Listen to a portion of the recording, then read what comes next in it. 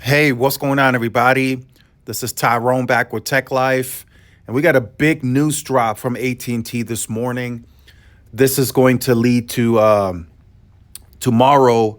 John Stanky is presenting at Goldman Sachs. I'm definitely going to tune into that. But this is leading up to that presentation, and it states such in this article. So they just dropped what I would say their entire playbook as it pertains to open access fiber and growing the fiber business beyond their organic fiber and even the gigapower. So they're striking new partnerships for open access networking, similar to what T-Mobile is doing, but AT&T now is doing it in bigger fashion, bigger scale, and this could be the answer to Verizon, right? So Verizon is buying Frontier, or at least they're trying to buy Frontier. Still have to wait for regulatory approval, but that's Verizon saying we want to expand our fiber.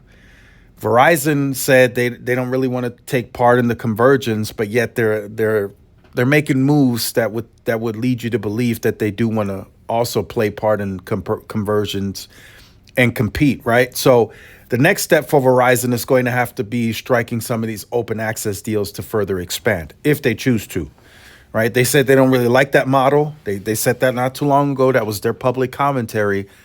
AT&T is going all in, and T-Mobile is doing the same. So AT&T strengthens fiber leadership with plans to bring high-speed internet to more people through new and expanded third-party relationships. So they're doing it.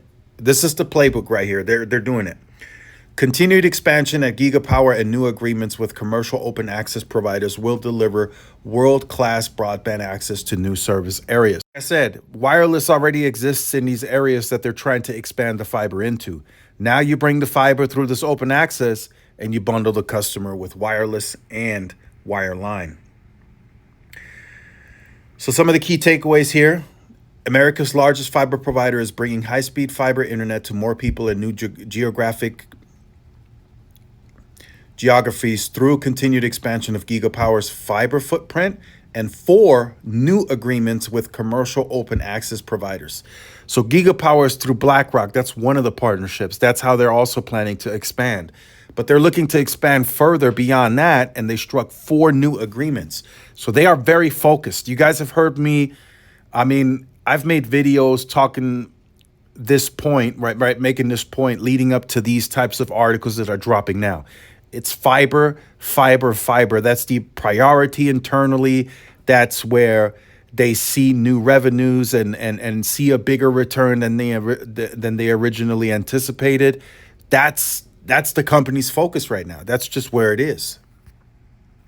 So AT&T's proven fiber leadership makes it provider makes it a clear provider of choice for commercial open access fiber builders. So who are these new partners? Let's take a look here.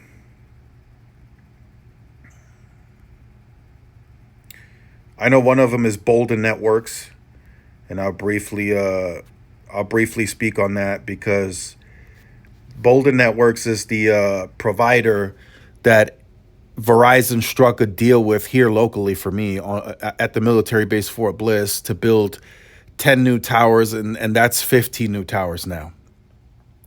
AT&T also struck a deal with them, but they didn't reveal as to what the deal entails. Like if it's towers, more small cells. I know AT&T is building a lot of C-RAN across the base, but that was prior to them announcing this deal. So I want to see if AT&T is going to get on any of those cell sites that Verizon originally contracted.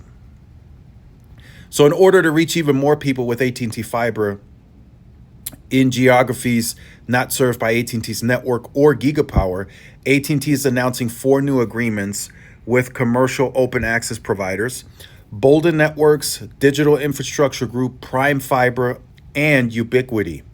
These fiber agreements provide AT&T with wholesale access to these fiber broadband networks that they can resell, enabling the company to offer both AT&T fiber and 5G wireless service to more customers. Again, convergence. That's the big piece. It works for the company. So you guys have heard me say that yesterday, right? The whole doubling down on fiber.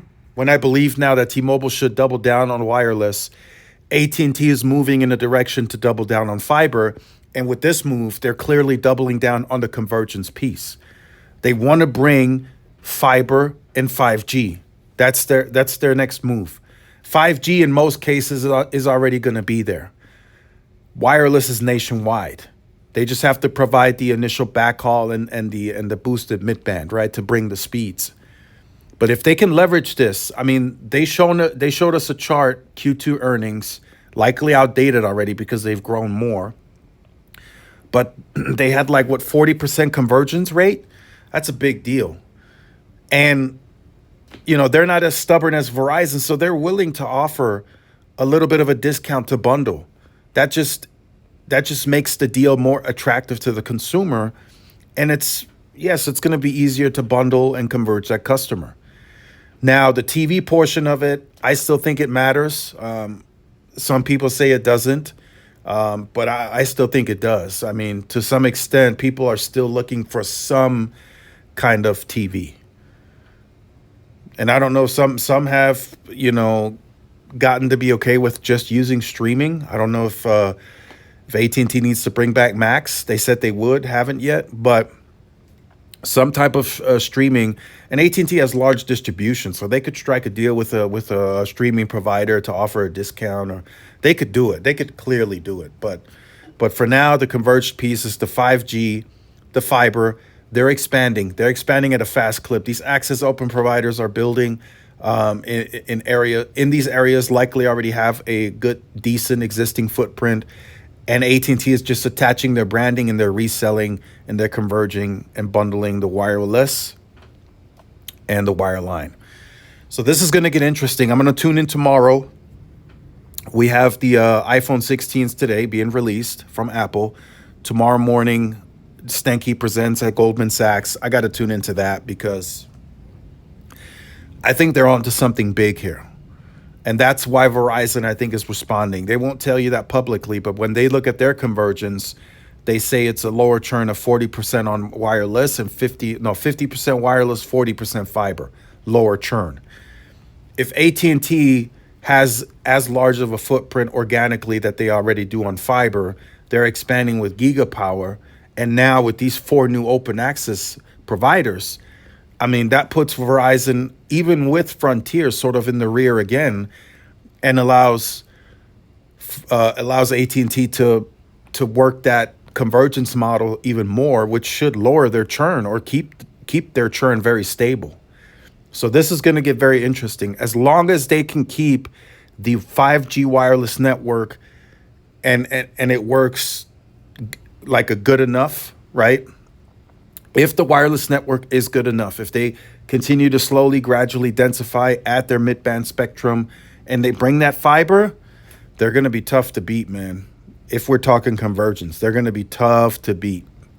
So let me know your thoughts in the comments. Like, share, subscribe if you're new. Follow my social media outlets. This is Tyrone with Tech Life. See y'all in the next one. Peace.